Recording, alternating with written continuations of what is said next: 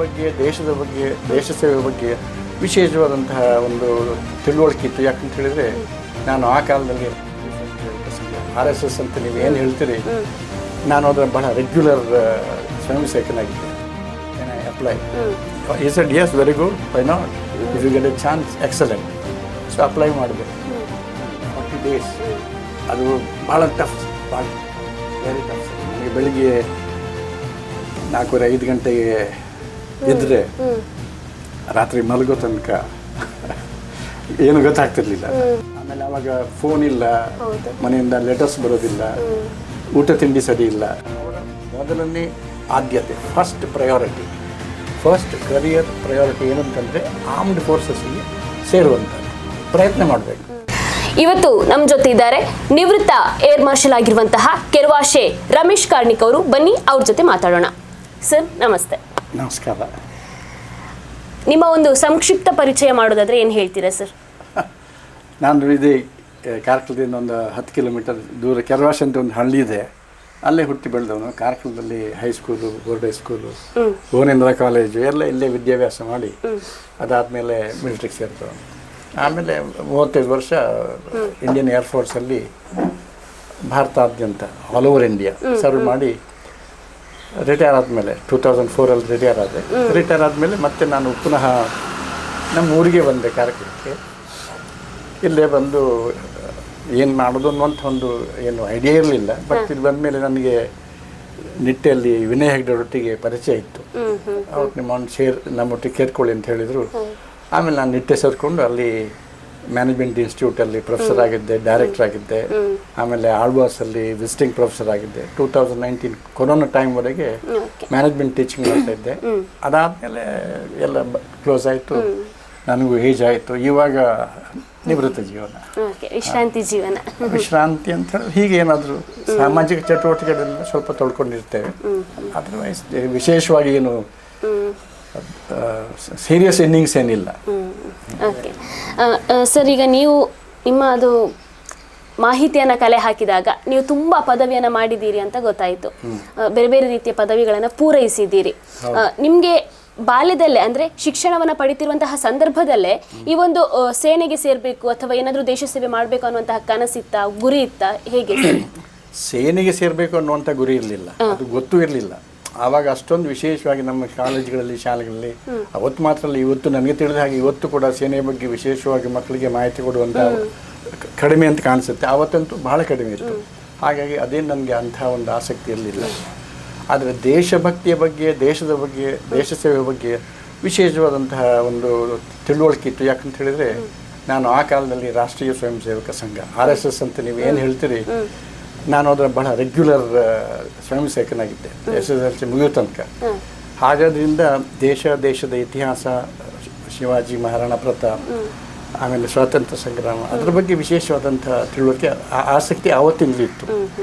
ಹಾಗಾಗಿ ಎಲ್ಲಿ ಏನು ಸೇವೆ ಮಾಡಿದರೂ ಅದು ದೇಶಕ್ಕೆ ಅದರಿಂದ ಪ್ರಯೋಜನ ಆಗಬೇಕು ಅನ್ನುವಂಥ ಒಂದು ಚಿಂತನೆ ಅದು ಅವತ್ತಿಂದಲೂ ಇದೆ. ನೀವು ವಾಯುಸೇನೆಗೆ ಅಂದರೆ ಸೇರಿದ ಇಸವಿ ಯಾವುದು ಸರ್, ಮತ್ತು ಹೇಗೆ ಜಾಯಿನ್ ಆದ್ರಿ? ಅದು ಜಸ್ಟ್ ನಾನು ಪುಣೆಯಲ್ಲಿ ಕೆಲಸ ಮಾಡ್ತಾ ಇದ್ದೆ. ನಾನು ಇಮಿಡಿಯೇಟ್ಲಿ BCom ಆದಮೇಲೆ ನಾನು ಪುಣೆಯಲ್ಲಿ ಒಂದು ಸರ್ಕಾರಿ ಇದರಲ್ಲಿ ಕೆಲಸ ಮಾಡ್ತಾ ಇದ್ದೆ.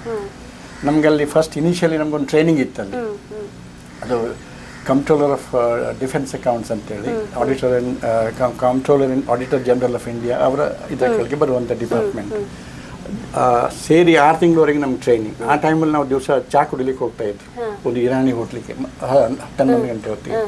ನಮ್ಮ ಫ್ರೆಂಡ್ಸ್ ಎಲ್ಲ ಇರುವಾಗ ಒಬ್ಬ ಕೃಷ್ಣರಾವ್ ಬೊರೋಟಿಕರ್ ಅಂತ ಒಂದು ಪೇಪರ್ ಓದ್ತಾ ಇದ್ದ. ಅವ್ನು ಹೇಳಿದ, ನೋಡಿ ಇಲ್ಲೊಂದು ಅಡ್ವರ್ಟೈಸ್ಮೆಂಟ್ ಉಂಟು, ನಿನ್ನ ಡಿಗ್ರಿಗೆ, ನಿನ್ನ ಏಜಿಗೆ ಎಲ್ಲಕ್ಕೆ ಸೂಟ್ ಆಗ್ತದೆ, ಇಂಡಿಯನ್ ಏರ್ಫೋರ್ಸ್ ಇದ್ದು ಅಪ್ಲೈ ಮಾಡು ಅಂತ. ಸರಿ, ನಾನು ಅದನ್ನು ತೊಗೊಂಡು ಹೋಗಿ ನಮ್ಮ ಅಲ್ಲಿ ಸುಪೀರಿಯರ್ ಆಫೀಸರ್ ನಾಗೇಶ್ವರನ್ ಅಂತಿದ್ರು, ಅವರನ್ನು ಕೇಳಿದೆ, sir can I apply? He said yes, very good, why not, if you get a chance, excellent. So apply ಮಾಡಿದೆ. ಅದು ಏನೊಂದು ಗೊತ್ತಿರಲಿಲ್ಲ. ಬಟ್ ಸಿ ಇಂಡಿಯನ್ ಏರ್ಫೋರ್ಸ್ ಅನ್ನುವಂಥದ್ದು ಗೊತ್ತಾಯಿತು, ಮಿಲಿಟ್ರಿ ಅಂತ ಗೊತ್ತಾಯಿತು. ಬಟ್ ಬಿಯಾಂಡ್ ದಟ್ ಟ್ರೈನಿಂಗ್ ಏನು, ಎಲ್ಲಿ ಏನು, ಎಂಥದ್ದು nothing. I just applied and ಆಮೇಲೆ ಇದು ಇಂಟರ್ವ್ಯೂ ಇದಕ್ಕೆ ಬಂತು, ಯಾವುದು ಮೈಸೂರಿಗೆ ಇಂಟರ್ವ್ಯೂಗೆ ಬಂತು. 5 ದಿವಸ ನಾವು ಅಲ್ಲಿ ಇರಬೇಕು ಮೈಸೂರಲ್ಲಿ. ನಾವು ಒಂದು 30 ಜನ ಬಂದಿದ್ದು. ಅದು ನಮ್ಮನ್ನು 10 ಜನರು ಬ್ಯಾಚ್ ಮಾಡಿಬಿಟ್ಟು ಅದನ್ನು ಸರ್ವಿಸ್ ಸೆಲೆಕ್ಷನ್ ಬೋರ್ಡ್ ಅಂತ ಹೇಳ್ತಾರೆ. ಇಂಟರ್ವ್ಯೂ ಆಯಿತು. ಆಮೇಲೆ ನಾವು ಅವತ್ತು 30 ಜನ ಇದ್ದು, 30 ಜನರಲ್ಲಿ ನಾನು ಒಬ್ಬನೇ ಸೆಲೆಕ್ಟ್ ಆದ್ದು. 29 ಜನರು ರಿಜೆಕ್ಟ್ ಆಗಿದ್ದರು. ಅದಾದಮೇಲೆ ಕೊಯಂಬತ್ತೂರಲ್ಲಿ ಟ್ರೈನಿಂಗಿಗೆ ಬಂದೆ. 1968 ಅಕ್ಟೋಬರ್ 7ನೇ ತಾರೀಕಿಗೆ ಕೊಯಂಬತ್ತೂರಿಗೆ ರಿಪೋರ್ಟ್ ಮಾಡಿದೆ ಟ್ರೈನಿಂಗಿಗೆ. ಆಮೇಲೆ 1969 ಅಕ್ಟೋಬರ್ 4ನೇ ತಾರೀಕಿನ ದಿವಸ I became A commissioned officer. ಅದಾದಮೇಲೆ ನನ್ನ ಪೋಸ್ಟಿಂಗ್ಸ್ ಕಲ್ಕಟ್ಟಾಗೆ ಬಂತು, ಬ್ಯಾರಕ್ಪುರ್ ಕಲ್ಕಟ್ಟಾದೆ.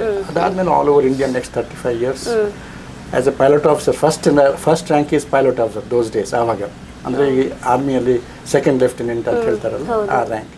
ಮತ್ತು ಮುಂದೆ ಪ್ರಮೋಷನ್ ಆಗ್ತಾ ಏರ್ ವೈಸ್ ಮಾರ್ಷಲ್ ಈ ರ್ಯಾಂಕಿನವರೆಗೆ ರಿಟೈರ್ ಆಗೋ ತನಕ. So all India service 35 years total training ಎಲ್ಲ ಸೇರಿ. Excellent, wonderful. ಓಕೆ ಸರ್, ಈಗ ನಿಮ್ಮ ಒಂದು ಎಜುಕೇಷನ್ ಟೈಮ್ನಲ್ಲಿ ಈಗ ನೋಡೋದಾದ್ರೆ ಬೇರೆ ಬೇರೆ ಕಾಲೇಜ್ಗಳಲ್ಲೆಲ್ಲ ಈಗ NCC ಅಥವಾ ಆರ್ಮಿ, ನೇವಿ ಅನ್ನುವಂತಹ ಒಂದು ಸೆಕ್ಷನ್ಗಳು ಇಟ್ಕೊಂಡು ಮಕ್ಕಳಿಗೆ ಅಂದರೆ ಯಂಗ್ಸ್ಟರ್ಸ್ಗೆ, ಕಾಲೇಜ್ ಸ್ಟೂಡೆಂಟ್ಸ್ಗೆ ಈಗಲಿಂದಲೇ ಟ್ರೈನಿಂಗ್ ಎಲ್ಲ ಕೊಡ್ತಾ ಇದ್ದಾರೆ. ಸೊ ನಿಮ್ಮ ಒಂದು ಎಜುಕೇಷನ್ ಟೈಮಲ್ಲಿ ಯಾವ ಥರ ಇತ್ತು ಸರ್ ಅಂತ? NCC ಇತ್ತು, ನಮ್ಮ ಟೈಮಲ್ಲಿ NCC ಇತ್ತು. ನಾನು NCCಯಲ್ಲಿ NCC ಟ್ರೈನಿಂಗಿಗೆ ಹೋಗಿದ್ದೆ. ಅದಾದಮೇಲೆ NCC ಕ್ಯಾಂಪ್, 2 NCC ಕ್ಯಾಂಪ್ ಕೂಡ ಅಟೆಂಡ್ ಮಾಡಿದ್ದೆ. ಅದು ಇವತ್ತು ಹಾಗೆ ಇದೆ.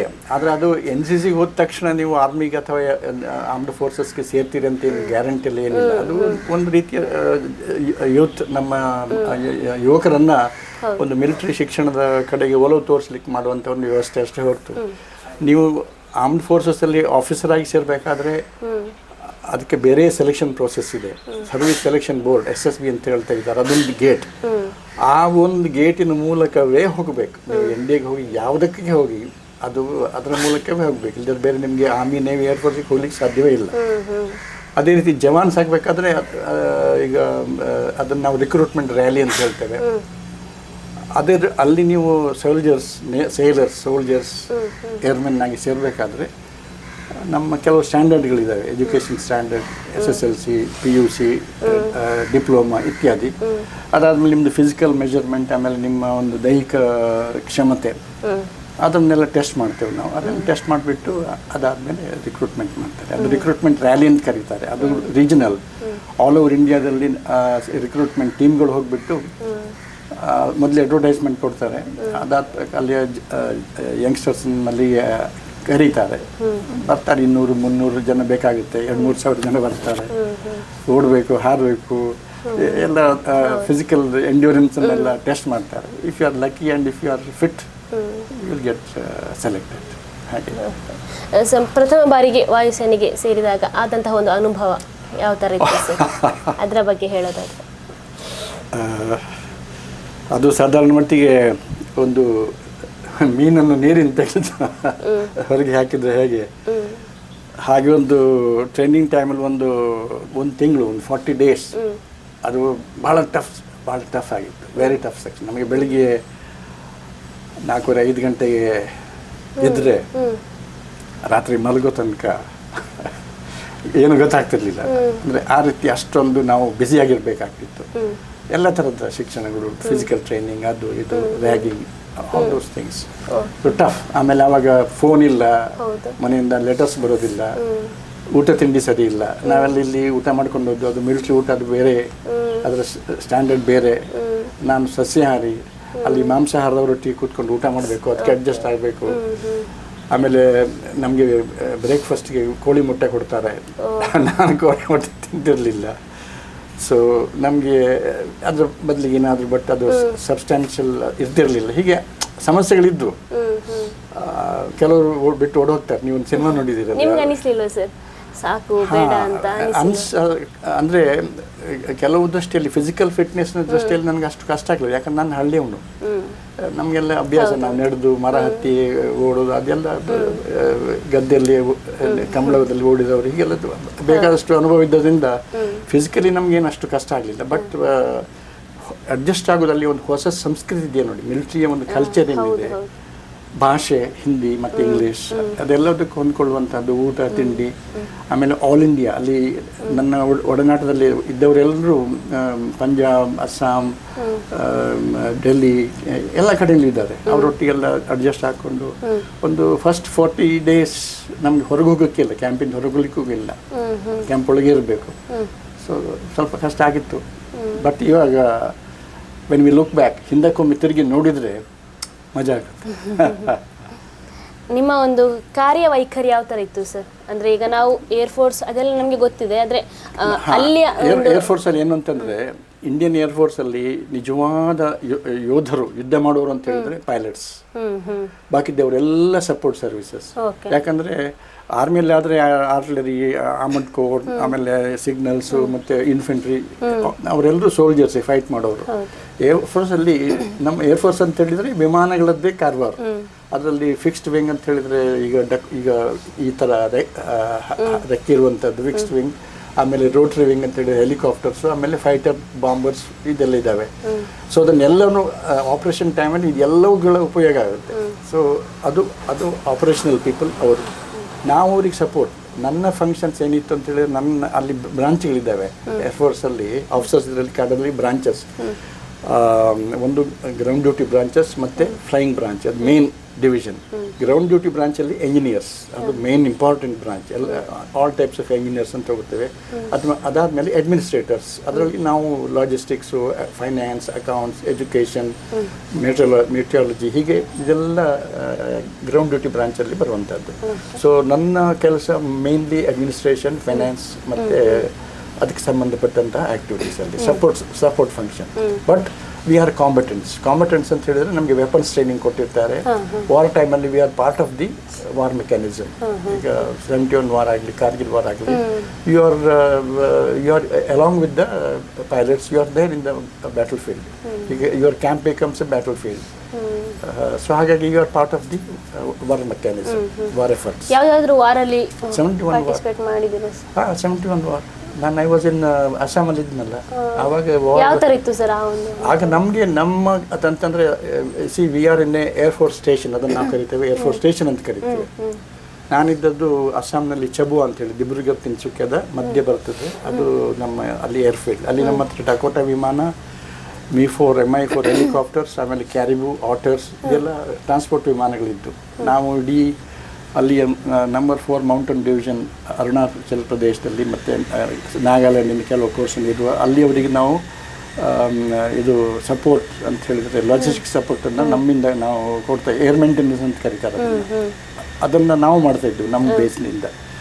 ಸೊ ಹಾಗಾಗಿ ವಾರ್ ಟೈಮಲ್ಲಿ ಏನಾಗುತ್ತೆ ಅಂದರೆ, you are a target, every air base is a target. ಯಾರಿಗೆ ಎನಿಮಿ ಏರ್ಕ್ರಾಫ್ಟ್ ಬಂದು ಬಾಂಬ್ ಮಾಡೋದಕ್ಕೆ. So you have to protect yourself. ಆಮೇಲೆ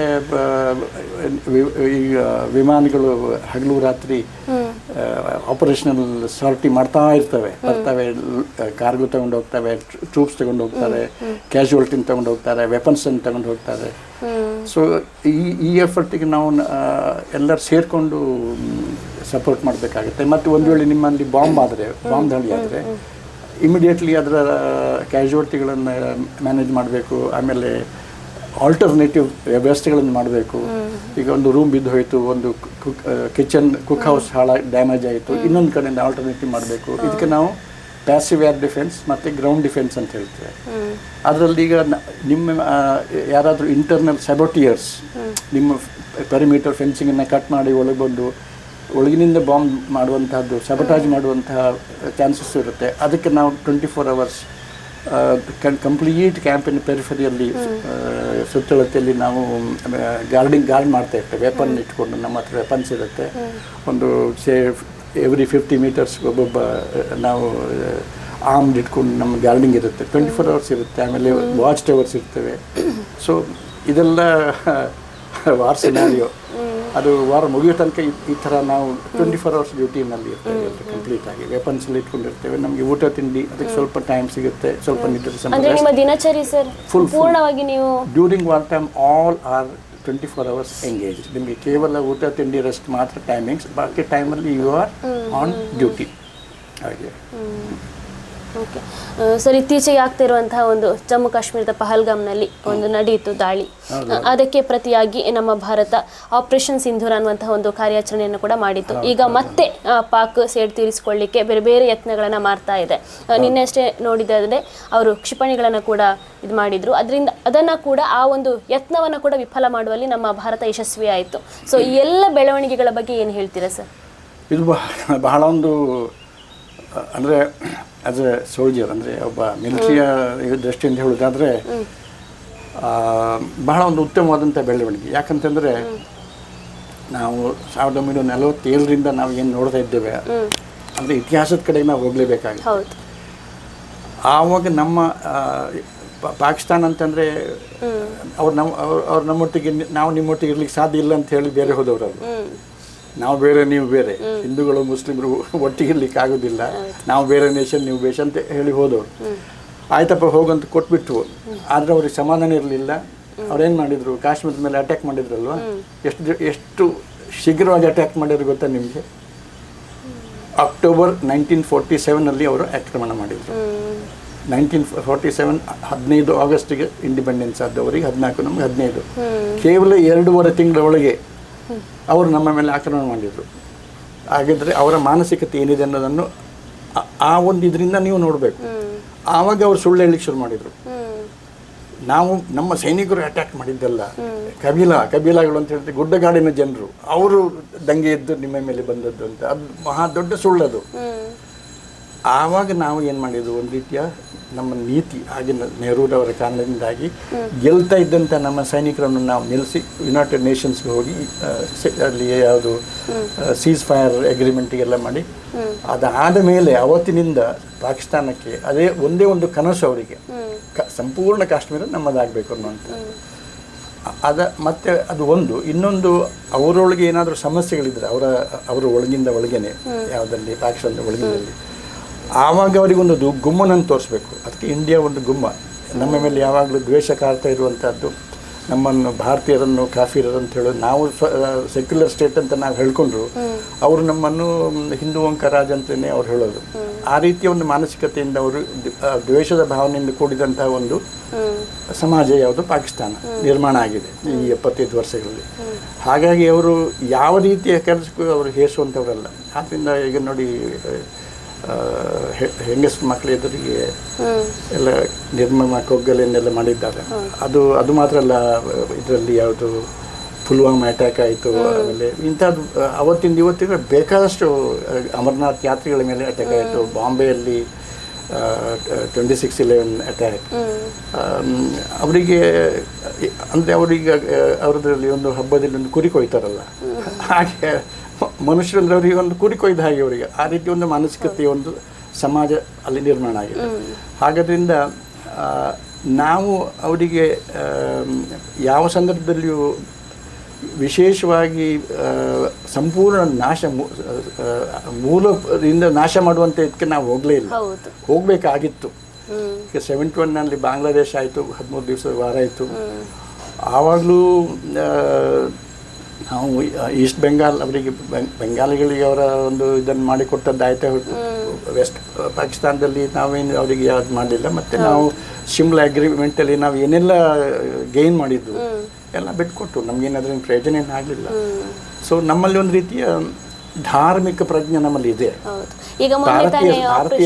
ಭಾರತೀಯ ಸಂಸ್ಕೃತಿಯೇ ಧಾರ್ಮಿಕ ತಳಹದಿಯ ಮೇಲೆ ನಿರ್ಮಾಣ ಆಗಿರುವಂಥದ್ದು. ಹಾಗಾದ್ರಿಂದ ನಾವು ಇಂಡಿವಿಜುವಲಿ ಯಾವನೊಬ್ಬ ದುಷ್ಟ ಇರ್ಬೋದು, ಬಟ್ ಸಾಮೂಹಿಕವಾಗಿ ಕಲೆಕ್ಟಿವ್ಲಿ ನಮ್ಮ ಧರ್ಮ ಪ್ರಜ್ಞೆ, ನಮ್ಮ ಇದು ಸಾಂಸ್ಕೃತಿಕ ಪ್ರಜ್ಞೆ, ಇದರ ಆಧಾರದ ಮೇಲೆ ನಮ್ಮ ನಿರ್ಣಯಗಳು. ಅದು ಅವರದ್ದು ಹಾಗಲ್ಲ. ಅವರದ್ದು ಒಂದು ರೀತಿಯ ದ್ವೇಷ ಪೂರಿತವಾದಂತಹ ವಾತಾವರಣದಲ್ಲಿಯೇ ಅವರು ಬೆಳೆದು ಬರ್ತಾ ಇದ್ದಾರೆ. ಹಾಗಾದ್ರಿಂದ ಈ ಸಮಸ್ಯೆಗೆ ಅವರಿಗೆ ಶಾಂತಿಯ ಮಾತು ಹೇಳಿ ಪ್ರಯೋಜನ ಇಲ್ಲ. ಈಗ ಮುಂಬೈ ಅಟ್ಯಾಕ್ ಆಯ್ತಲ್ಲ, ಆಗ ನಾವು ಆಪರೇಷನ್ ಪರಾಕ್ರಮ ಅಂತ ಮೊಬಲೈಸ್ ಮಾಡಿದ್ದು, ಬಟ್ ನಾವೇನು ಮಾಡಲಿಲ್ಲ ಮಾತ್ರ. ಅವಾಗ ಅವ್ರಿಗೆ ಇವ್ರು ನೀವು ಸುಮ್ಮನೆ ಒಂದಷ್ಟು ಮಾತಾಡ್ತಾರೆ, ಇವ್ರು ಏನು ಮಾಡೋದಿಲ್ಲ ಅಂತ ಹೇಳಿ. ಆದರೆ ಮತ್ತೆ 2004 14 ನಂತರ ಮೋದಿಯವರು ಬಂದ ಮೇಲೆ ನಮ್ಮ ಸ್ಟ್ರಾಟಜಿಗಳು, ಅಂದರೆ ನಾವು ಹೇಗೆ ಸ್ಪಂದಿಸಬೇಕು ಅನ್ನುವಂಥದ್ರಲ್ಲಿ ವಿಶೇಷವಾದ ಬದಲಾವಣೆ ಆಗ್ತಾ ಬಂದು. ಅದನ್ನು ನೀವು ಬಾಲಾಕೋಟಲ್ಲಿ ನೋಡಿರ್ಬೋದು, ಅಥವಾ ಒಂದು ಸರ್ಜಿಕಲ್ ಸ್ಟ್ರೈಕ್ ಇರ್ಬೋದು, ಹಂತ ಹಂತವಾಗಿ ನಾವು ಅದರ ನಮ್ಮ ಸ್ಪಂದನೆಯನ್ನು ಸ್ವಲ್ಪ ಮೇಲೆ ಮಟ್ಟಕ್ಕೆ ತಗೊಂಡು ಹೋಗ್ತಾ ಇದ್ದೇವೆ. ಇವತ್ತಿನ ಈ ಒಂದು ಏನು ಕಾರ್ಯಕ್ರಮ ಏನಿದೆ, ಮೊನ್ನೆ 7ನೇ ತಾರೀಕಿನ ಬೆಳಗಿನ ಜಾವದಲ್ಲಿ ನಾವು ಮಾಡಿರುವಂಥದ್ದು, ಈ ಸರ್ತಿ ನಾವು ಕೇವಲ ಪಾಕ್ ಆಕ್ಯುಪೈಡ್ ಕಾಶ್ಮೀರ ಅಲ್ಲಿ ಮಾತ್ರ ಅಲ್ಲ, ಇಡೀ ಪಾಕಿಸ್ತಾನದ ಪಂಜಾಬ್ ಪ್ರಾಂತ್ಯ ಇರ್ಬೋದು, ಎಲ್ಲ ಪ್ರಾಂತ್ಯಗಳಲ್ಲಿ ನಾವು ನಮ್ಮ ಕ್ಷಿಪಣಿಗಳನ್ನು ವಿಮಾನಗಳನ್ನು ಎಲ್ಲ ಕಳಿಸಿ ಅವರ ಟೆರರಿಸ್ಟ್ ನೆಲೆಗಳ ಮೇಲೆ ಆಕ್ರಮಣವನ್ನು ಮಾಡಿದ್ದೇವೆ. ಅಂತ ಹೇಳಿದರೆ ನಮಗೆ ಅವರೊಂದು ಕಿಶೆಯೊಳಗೊಂದು ನ್ಯೂಕ್ಲಿಯರ್ ಬಾಂಬ್ ಇಟ್ಕೊಂಡು ಹೊಡಿದನ್ನು ನೋಡೋದು, ಇದನ್ನು ಪಟಾಕಿ ಡಮಾರ್ ಮಾಡ್ತೇನೆ ಅಂತ ನಮ್ಮನ್ನು ಹೆದರಿಸ್ತಾ ಇದ್ದರು. ಸ್ವಲ್ಪ ಹೆದರ್ಕೊಂಡ್ರು ಅಂತ ಕಾಣಿಸುತ್ತೆ. ನಮ್ಮ ಆಗಿನ ರಾಜಕಾರಣಿಗಳೆಲ್ಲ ಸುಮ್ಮನೆ ಕೂತ್ಕೊಂಡಿದ್ರು. ಇಲ್ಲದ್ರೆ ಬಾಂಬೆ ಇದು 26/11 ಆದಮೇಲೆ ಏನಾದರೂ ಒಂದು ಸ್ವಲ್ಪ ಅವರಿಗೆ ಬುದ್ಧಿ ಕಲಿಸ್ಬೇಕಾಗಿತ್ತು, ನಾವೇನು ಮಾಡಲಿಲ್ವಲ್ಲ. ಆಗ ಅವರು ಇವಾಗಲೂ ಅಷ್ಟೇ ಅವರದ್ದು ಭಾಷಣಗಳೆಲ್ಲ ಕೇಳಿ we are A nuclear power ಅಂತೇಳಿ ಇವತ್ತು ಹೇಳ್ತಾ ಇದ್ದಾರೆ. ಆದರೆ ಆ ಹೆದರಿಕೆಯಿಂದ ನಾವು ಹೊರಗೆ ಬಂದಿರುವಾಗ ಕೇವಲ POK ಮಾತ್ರ ಅಲ್ಲ, ಇಡೀ ಪಾಕಿಸ್ತಾನದ ಮೇಲೆ ಕಾರ್ಗಿಲ್ ಯುದ್ಧ ಆದಾಗಲೂ ನಾವು ಕೇವಲ ಕಾರ್ಗಿಲ್ನ ಅಷ್ಟಕ್ಕೆ ಸೀಮಿತವಾಗಿದ್ವು. ಇವತ್ತು ನಾವು ಇಡೀ ಪಾಕಿಸ್ತಾನದ ಮೇಲೆ ಮುಲಾಜಿಲ್ಲದೆ ನೀವು ಒಂದು ಹೆಜ್ಜೆ ಇಟ್ಟರೆ ನಾವು 2 ಹೆಜ್ಜೆ ಇಟ್ಟು ನಿಮ್ಮ ಅವಕಾಶ ಏನಿದೆ ಅದನ್ನು ತೋರಿಸಿ ಅನ್ನುವಂಥ ಮಟ್ಟಕ್ಕೆ ನಾವು ಇವತ್ತು ಬಂದಿದ್ದೇವೆ. ಈಗ ಪ್ರಧಾನಿ ನರೇಂದ್ರ ಮೋದಿ ಅವರು ಸಹ ಪಹಲ್ಗಾಮ್ನ ದಾಳಿ ಆದ್ಮೇಲೆ ಅನೇಕ ರೀತಿಯ ನಿರ್ಧಾರಗಳನ್ನು ತೆಗೆದುಕೊಂಡ್ರು, ಒಂದು ಸಂಪುಟ ಸಭೆಯನ್ನ ಮಾಡಿ. ಆ ನಂತರ ಕೂಡ ಈಗ ಆಪರೇಷನ್ ಸಿಂಧೂರ್ ಅನ್ನುವಂಥ ಒಂದು ಕಾರ್ಯಾಚರಣೆಯನ್ನು ಕೂಡ ಅವರ ಒಂದು ಮುಂದಾಳತ್ವದಲ್ಲೇ ಮಾಡಿದ್ರು. ಸೊ ಒಂದು ನಮ್ಮ ಪ್ರಧಾನಿ ನರೇಂದ್ರ ಮೋದಿ ಅವರ ಬಗ್ಗೆ ಹೇಳೋದಾದ್ರೆ ಏನು ಹೇಳ್ತೀರಾ ಸರ್?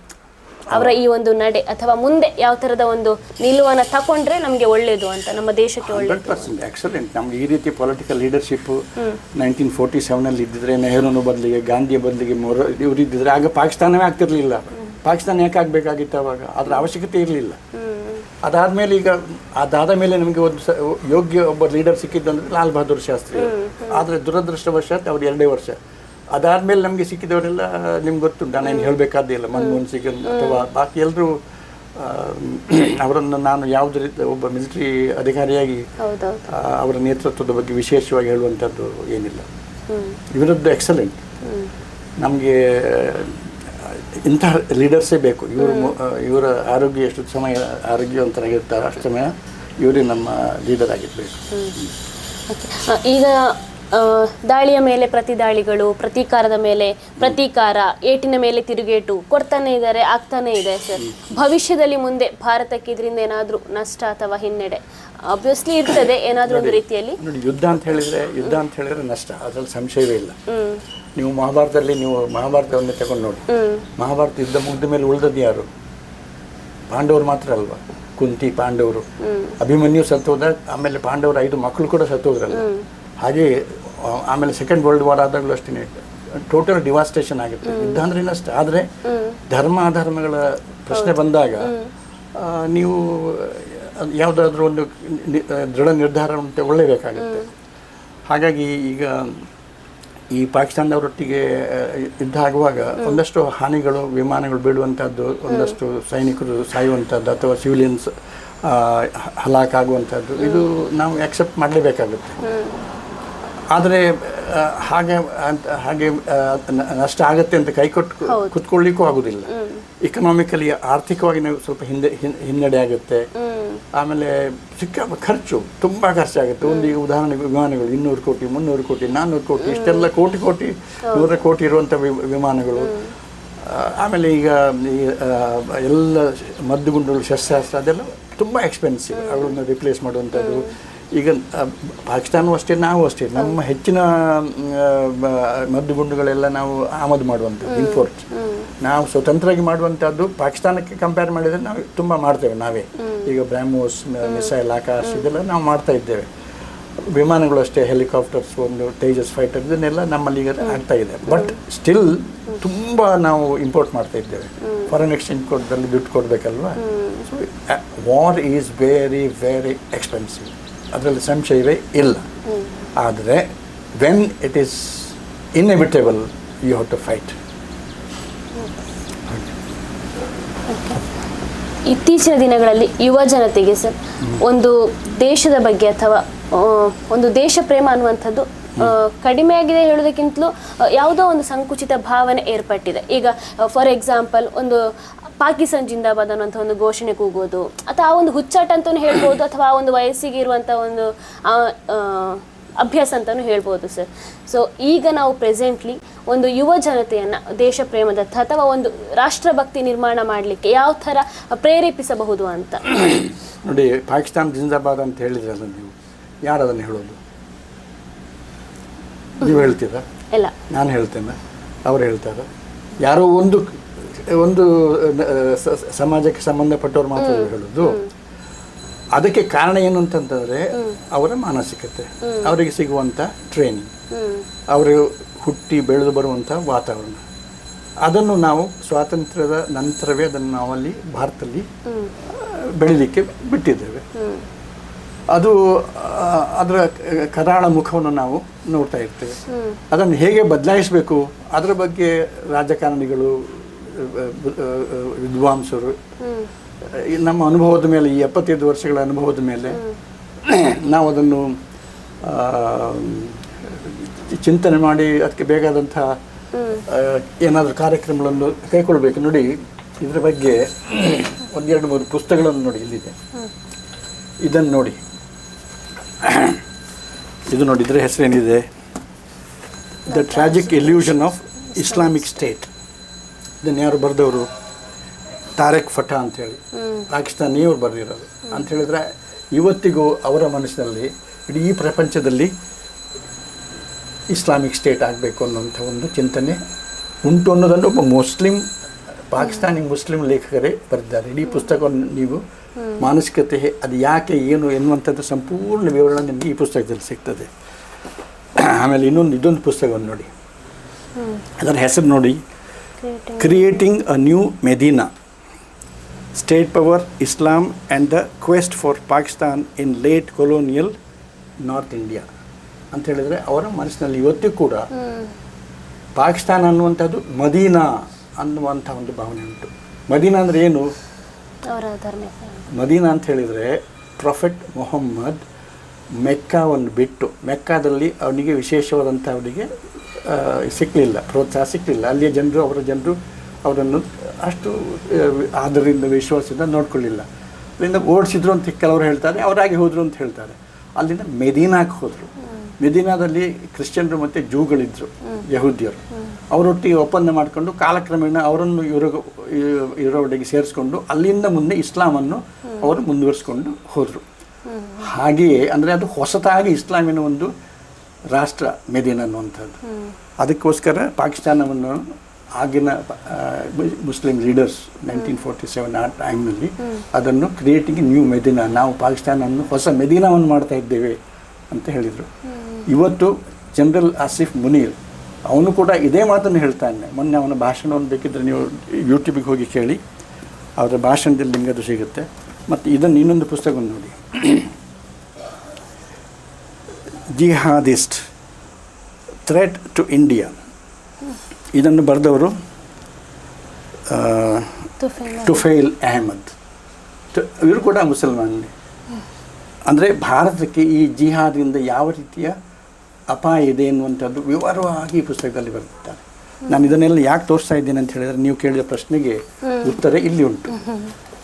ಆದ್ದರಿಂದ ಅವರು ಪಾಕಿಸ್ತಾನ ಜಿಂದಾಬಾದ್ ಅಂತ ಹೇಳ್ತಾರೆ. ಈ ಮಾನಸಿಕತೆಯನ್ನು ಹೇಗೆ ಬದಲಾವಣೆ ಮಾಡೋದು, ಅದು ದೊಡ್ಡ ಪ್ರಶ್ನೆ. ಅದಕ್ಕೆ ನನ್ನ ಹತ್ರ ಉತ್ತರ ಇಲ್ಲ. ಅದು ಇಡೀ ದೇಶದವರು ಚಿಂತಿಸಬೇಕಾದ್ದು, ಮುಸಲ್ಮಾನರು ಚಿಂತಿಸಬೇಕಾದ್ದು, ಈಗ ಎಲ್ಲ ರಾಜಕಾರಣಿಗಳು ಚಿಂತಿಸಬೇಕಾದ್ದು, ಮುಖ್ಯವಾಗಿ ಭಾರತೀಯ ಜನತಾ ಪಾರ್ಟಿಯ ಅಪೋಸಿಷನ್ ಸೈಡ್ ಇರುವಂಥದ್ದು ಕಾಂಗ್ರೆಸ್ನವರು. ಯಾಕಂದರೆ ಪಾರ್ಟಿಷನ್ ಆಗೋದಕ್ಕೆ ಮುಖ್ಯ ಕಾರಣ ಕಾಂಗ್ರೆಸ್ನವರು ಒಪ್ಕೊಂಡ್ರು. ಆಗಲೇ ಅವರೇ ಲೀಡರ್ಸ್ ಆಗಿದ್ದರು, ನೆಹರು ಗಾಂಧಿ ಅವರೆಲ್ಲ ಒಪ್ಕೊಂಡ್ರು, ಪಾರ್ಟಿಷನ್ ಆಯಿತು. ಆಮೇಲೆ ಅನಾಹುತ ಆಯಿತು. ಅದಾದಮೇಲೆ ಅವರು ಅದನ್ನು ಮುಸ್ಲಿಂ ರಾಷ್ಟ್ರ ಅಂತ ಕರೆದ್ರು ಪಾಕಿಸ್ತಾನವನ್ನು. ಅಲ್ಲಿಂದ ಹಿಂದೂಗಳನ್ನೆಲ್ಲ ಇಲ್ಲಿಗೆ ಓಡಿಸಿದ್ರು. ಆದರೆ ನಾವೇನು ಮಾಡಿದ್ದು, ನಾವು ಅವರ ಹಾಗೆ ಮಾಡಲಿಲ್ಲ. ಗಾಂಧಿ, ನೆಹರು, ಮುಸ್ಲಿಮರು ಇಲ್ಲೇ ಉಳ್ಕೊಂಡ್ರು, ಸೆಕ್ಯುಲರ್ ಸ್ಟೇಟ್ ಆಯಿತು.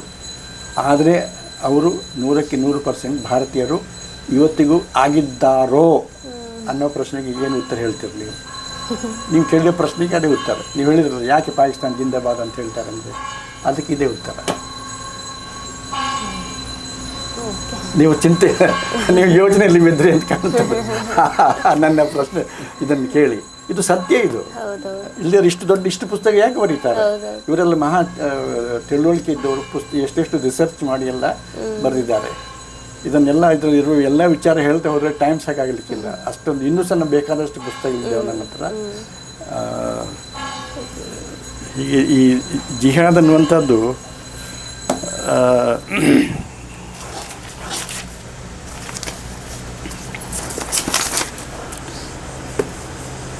ನೋಡಿ, ಅಫ್ಘಾನಿಸ್ತಾನದಲ್ಲಿ ಯಾವ ರೀತಿಯ ಅಲ್ಲಿ ತಾಲಿಬಾನ್ ಬಂದ ಮೇಲೆ ಏನು ಹೇಳ್ತಾರೆ ನೋಡಿ, with 4 executions in a day, Afghanistan records its highest tally under the Taliban. ಹೇಗೆ ಅವರನ್ನು ಅಲ್ಲಿ ಅವರಿಗೆ ಶಿಕ್ಷೆ ಕೊಡ್ತಾರೆ ಇಲ್ಲಿ ಜನರಿಗೆ? ನಾನು ಇದರಿಂದ ಪೇಪರಿಂದ ಇದು ಹೇಳ್ತಾ ಇದ್ದೇನೆ, ಹಿಂದೂ ಪತ್ರಿಕೆಯಲ್ಲಿ ಬಂದದ್ದು. ಸಾಧಾರಣ ಆ್ಯಾವ್ರೇಜಲ್ಲಿ 4 ಜನರನ್ನು ನೇತು ಹಾಕ್ತಾರೆ ಪಬ್ಲಿಕ್ಕಾಗಿ.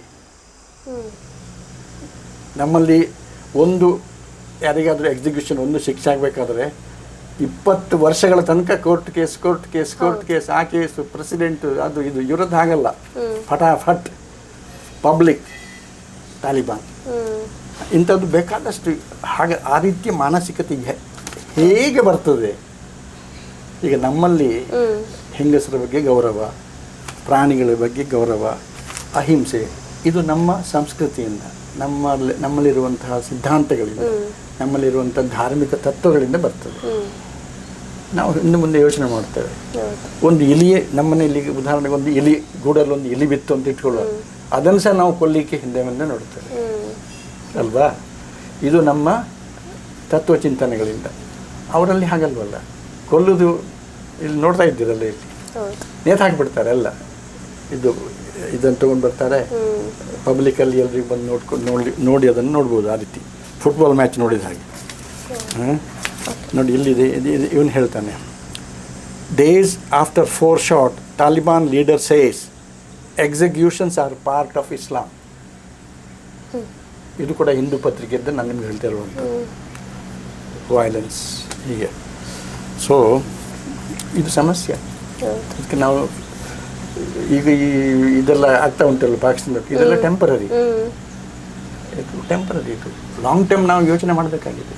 ಲಾಂಗ್ ಟರ್ಮ್ ಹೇಗೆ ಅವರ ಮನಸ್ಸನ್ನು ಹೇಗೆ ಪರಿವರ್ತನೆ ಮಾಡೋದು ನೋಡಿ. ಅವರಲ್ಲಿ ಹೆಂಗಸರ ಪರಿಸ್ಥಿತಿ ನೋಡಿ, ಬುರ್ಕ ಹಾಕೊಂಡು ಹೋಗ್ತಾರೆ ಈ ಬಿಸಿಲಲ್ಲಿ, ಈ ಸೆಕೆಯಲ್ಲಿ. ಯಾರಿಗಾದರೂ ಅವರ ಬಗ್ಗೆ ಕರುಣೆ ಉಂಟಾ?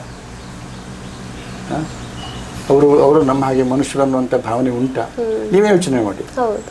ಹಾಗೆ ಸರ್, ನೀವೀಗ ಸೇನೆಯಲ್ಲಿದ್ರಿ, ಇಷ್ಟು ವರ್ಷಗಳ ಕಾಲ ವಾಯುಸೇನೆಯಲ್ಲಿ ಕೆಲಸವನ್ನು ನಿರ್ವಹಿಸಿದ್ದೀರಿ.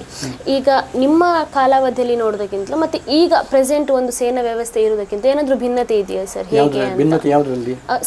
ಸೇನಾ ವ್ಯವಸ್ಥೆ ಒಂದು ಪ್ರಕ್ರಿಯೆ, ಕೆಲಸ ಭಿನ್ನತೆ ಅಂತ ಹೇಳಿದ್ರೆ, ನಾವಿದ್ದಾಗ ಹೆಣ್ಮಕ್ಳು ಇರಲಿಲ್ಲ ನಾವು ಸೇನೆಯಲ್ಲಿ.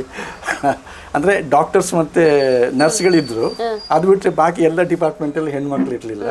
ಆಮೇಲೆ ಇವಾಗ ನೀವೇ ನೋಡ್ತಾ ಇದ್ದೀರಲ್ಲ, ಬ್ರೀಫಿಂಗಲ್ಲಿ ಸೋಫಿಯಾ ಕುರೇಶಿ ಮತ್ತು ವ್ಯೋಮಿಕಾ ಸಿಂಗ್ ಅವರು ಬ್ರೀಫಿಂಗ್ ಮಾಡ್ತಾ ಇದ್ದಾರೆ.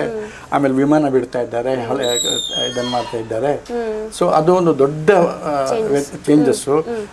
ಯಾಕಂದರೆ ಈಗ ಹೆಂಗಸರನ್ನು ನಾವು ತರಬೇಕಾದ್ರೆ ಬಹಳಷ್ಟು ನಾವು ಅಡ್ಜಸ್ಟ್ಮೆಂಟ್ ಮಾಡ್ಕೊಳ್ಬೇಕಾಗತ್ತೆ. ಅದನ್ನು ಅಂದರೆ ನಾನು ಬಿಟ್ಟು 20 ವರ್ಷ ಆಯಿತು, ಆವಾಗ ಇನ್ನೂ ಬರ್ಲಿಕ್ಕೆ ಶುರುವಾಗಿತ್ತು ಅಷ್ಟೇ. ಹಾಗಾಗಿ ಅದು ಒಂದು. ಮತ್ತು ಟೆಕ್ನಾಲಜಿ, ಹೈಯೆಸ್ಟ್ ಟೆಕ್ನಾಲಜಿ ಏರ್ಫೋರ್ಸಲ್ಲಂತೂ ಸಿಕ್ಕಾಪಟ್ಟೆ ಈಗ ನೋಡಿ, ಈಗ ಮೊನ್ನೆ ಆಪರೇಷನ್ಸ್ ಏನಿದೆ ಅದರಲ್ಲಿ ದಿ ಮೋಸ್ಟ್ ಅಡ್ವಾನ್ಸ್ಡ್ ಟೆಕ್ನಾಲಜಿಗಳನ್ನು ಬಳಕೆ ಮಾಡಿದ್ದಾರೆ. ಅಂದರೆ ತುಂಬ ದೂರದಿಂದ ಮಿಸೈಲ್ಗಳನ್ನು ಇದು ಮಾಡುವಂಥ, ಪ್ರೇಕ್ಷಣೆ ಮಾಡುವಂಥದ್ದು, ಇಂಥದ್ದೆಲ್ಲ ಬೇಕಾದಷ್ಟು ಪ್ರಯೋಗಗಳು. ಆಮೇಲೆ ಡ್ರೋನ್ಗಳ ಬಳಕೆ. ಅಂದರೆ ನಾನು ಅಷ್ಟೊಂದು ಟೆಕ್ನಿಕಲಿ ಸಾವಿ ಅಲ್ಲ, ಮತ್ತು ಅದೊಂದು 20 ವರ್ಷ ನಾನು ಅದರ ಬಗ್ಗೆ ವಿಶೇಷ ಇಟ್ಕೊಂಡಿಲ್ಲ. ಬಟ್ ಬ್ರಾಡ್ಲಿ ನಾವು ಭಾಳ ಡೀಪ್ ವಿಮಾನಗಳನ್ನು ಅವರ ಟೆರಿಟರಿಯೊಳಗೆ ಹೋಗಿ ಮಿಸೈಲ್ ಫೈರ್ ಮಾಡಲಿಲ್ಲ.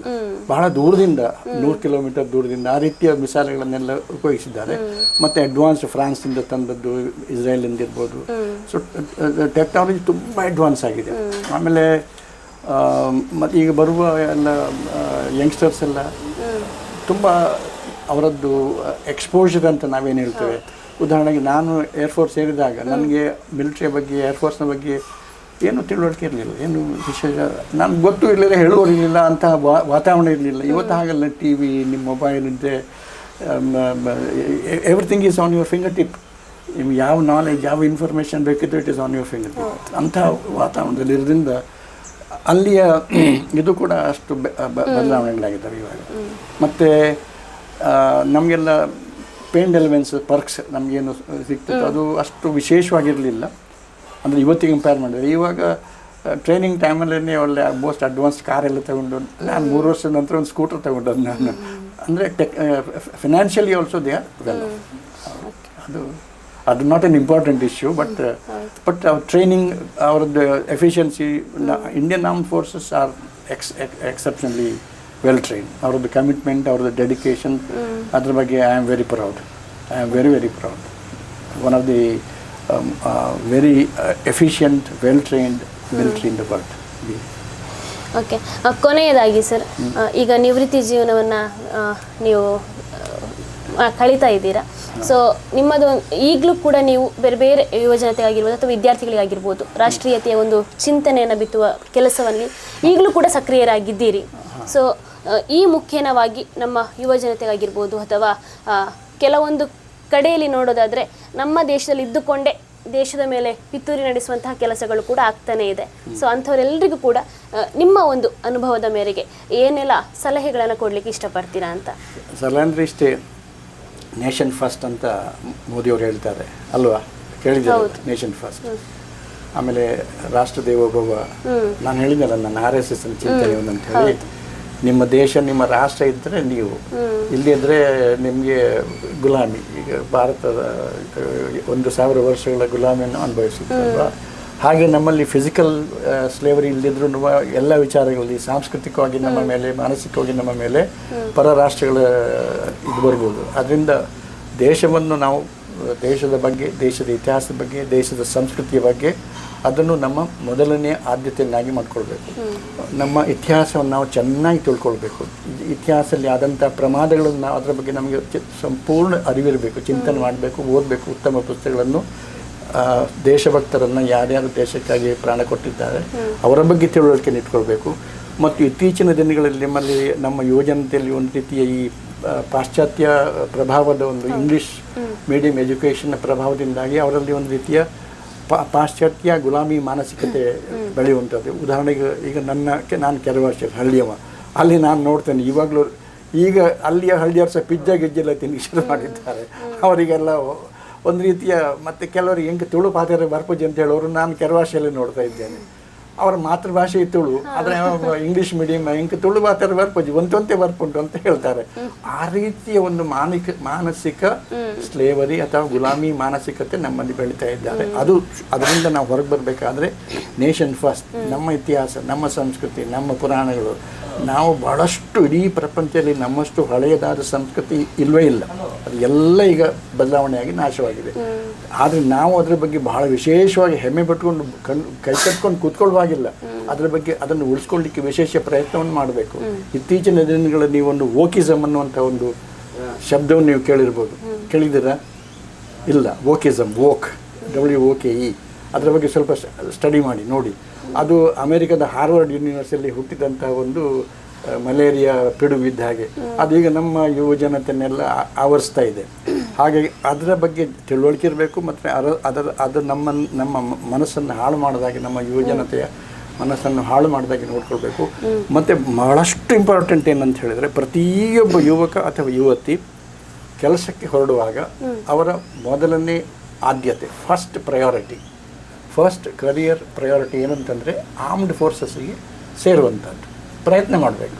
ಅದು ಆರ್ಮಿ, ನೇವಿ, ಏರ್ಫೋರ್ಸ್ ಇರ್ಬೋದು, ಬಾರ್ಡರ್ಸ್, ಅಂದರೆ ಪಾರಾಮಿಲಿಟರಿ ಫೋರ್ಸಸ್ ಅಂತ ಏನು ಹೇಳ್ತಾರೆ, ಅದನ್ನು ಸೆಂಟ್ರಲ್ ಪೊಲೀಸ್ ಫೋರ್ಸ್, ಇನ್ನು central armed police force, CAPF ಅಂತ, ಸೆಂಟ್ರಲ್ ಆರ್ಮ್ಡ್ ಪೊಲೀಸ್ ಫೋರ್ಸ್ ಅಥವಾ ಆರ್ಮ್ಡ್ ಫೋರ್ಸಸ್, ಆಮೇಲೆ ಇದಕ್ಕೆ ಸೇರುವಂಥದ್ದು ನನ್ನ ಮೊದಲನೇ ಪ್ರಯಾರಿಟಿ. ಅದಾದ ನಂತರ ಸಿವಿಲ್ ಸರ್ವಿಸಸ್ ಎರಡನೇ ಪ್ರಯಾರಿಟಿ. ಮೂರನೇ ಪ್ರಯಾರಿಟಿ ಪ್ರೈವೇಟ್ ಸೆಕ್ಟರ್ ಅಥವಾ ನಿಮ್ಮ ವ್ಯಾಪಾರ. ಇಲ್ಲಿ ನೀವು ಸಕ್ಸಸ್ ಆಗದಿದ್ದರೆ ಅದಕ್ಕೆ ಹೋಗಿ. ಅದು ಬಿಟ್ಟು ಆಸ್ಟ್ರೇಲಿಯಾ ಹೋಗಬೇಕು, ನನಗೆ ಅಮೇರಿಕಾಗೆ ಹೋಗಬೇಕು, ಕೆನಡಾಕ್ಕೆ ಹೋಗಬೇಕು, ಗಲ್ಫಿಗೆ ಹೋಗಬೇಕು, ದುಡ್ಡು ಮಾಡಬೇಕು, ದೊಡ್ಡ ಕಾರ್ ತಗೊಳ್ಬೇಕು, ಬೇಡ ಅಂತೆಲ್ಲ ನಾನು ಹೇಳೋದು, ಇದನ್ನು ಪ್ರಯಾರಿಟಿ ಮಾಡಿಕೊಳ್ಳಿ, ಇಲ್ಲಿಯೂ ಮಾಡಲಿಕ್ಕೆ ಆಗ್ತದೆ. ಇದು ನಾವು ಯುವ ಜನತೆಗೆ ನನ್ನ ಒಂದು ಆಶೆ ಅಷ್ಟೇ. Okay, thank you sir. ಧನ್ಯವಾದಗಳು, ನಮಸ್ಕಾರ. ಇಷ್ಟು ಹೊತ್ತು ತಮ್ಮ ಅನುಭವವನ್ನು ಅಥವಾ ನಿಮ್ಮ ಒಂದು ಜ್ಞಾನ ಭಂಡಾರವನ್ನು ನಮ್ಮ ಜೊತೆ ಹಂಚಿಕೊಂಡಿದ್ದೀರಿ. ಅಷ್ಟೇ ಅಲ್ಲ, ಒಂದು ಸೇನೆಯಲ್ಲಿ ನೀವು ಎದುರಿಸಿದಂತಹ ಸವಾಲಾಗಿರಬಹುದು, ಅಥವಾ ಯಾವ ಥರ ಒಂದು ವ್ಯವಸ್ಥೆಗಳು ಇರ್ತದೆ, ಅಥವಾ ಈಗ ಪ್ರಸ್ತುತ ಕಾಲಘಟ್ಟದಲ್ಲಿ ನಾವು ಎದುರಿಸ್ತಿರುವಂತಹ ಈ ಒಂದು ದಾಳಿಯ ಮುಖೇನವಾಗಿ ನಾವು ಯಾವ ರೀತಿಯಲ್ಲಿ ಅವರಿಗೆ ಉತ್ತರಿಸಬೇಕು, ಈ ಎಲ್ಲ ವಿಚಾರಧಾರೆಗಳನ್ನು ನಮ್ಮ ಜೊತೆ ಹಂಚಿಕೊಂಡಿದ್ದೀರಿ. ನಿಮ್ಮ ಅಮೂಲ್ಯ ಸಮಯವನ್ನು ಇಷ್ಟೊತ್ತು ನಮ್ಮ ಜೊತೆ ವಿನಿಯೋಗಿಸಿಕೊಂಡಿದ್ದಕ್ಕೆ ಧನ್ಯವಾದಗಳು ಸರ್.